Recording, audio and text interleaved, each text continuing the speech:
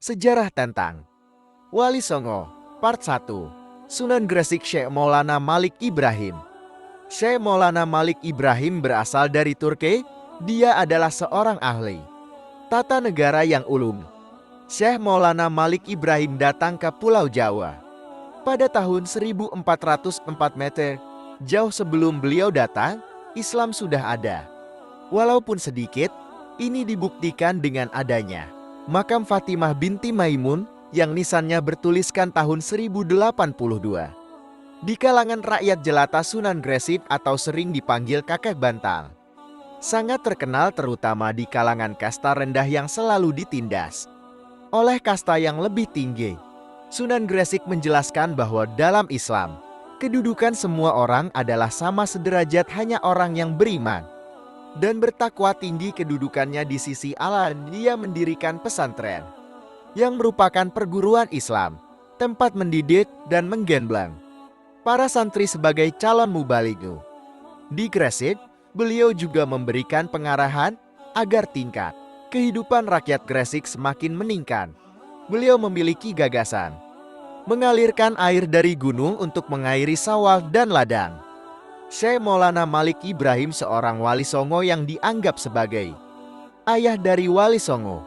Beliau wafat di Gresik pada tahun 882 Hijriah atau 1419 Masehi. Sunan Ampel Raden Rahmat. Raden Rahmat adalah putra Syekh Maulana Malik Ibrahim dari istrinya bernama Dewi Chandrawulan.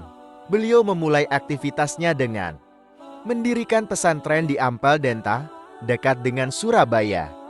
Di antara pemuda yang dididik itu tercatat antara lain Raden Paku Sunan Giri, Raden Fatah, Sultan pertama Kesultanan Islam Bintoro Demak, Raden Magdum Ibrahim putra Sunan Ampel sendiri dan dikenal sebagai Sunan Bonang Syarifuddin Sunan Derajat dan Maulana Isyad.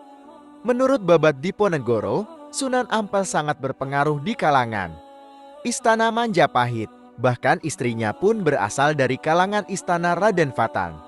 Putra Prabu Brawijaya, Raja Majapahit, menjadi murid Ampel.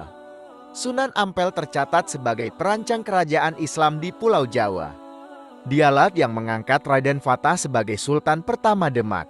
Di samping itu, Sunan Ampel juga ikut mendirikan Masjid Agung Demak pada tahun 1479 bersama wali-wali lain. Pada awal Islamisasi Pulau Jawa, Sunan Ampel menginginkan agar masyarakat menganut keyakinan yang murni. Ia tidak setuju bahwa kebiasaan masyarakat seperti kendure, selamatan, sesaji, dan sebagainya tetap hidup dalam sistem sosiokultural masyarakat yang telah memeluk agama Islam. Namun wali-wali yang lain berpendapat bahwa untuk sementara semua kebiasaan tersebut harus dibiarkan karena masyarakat sulit meninggalkannya secara serentak.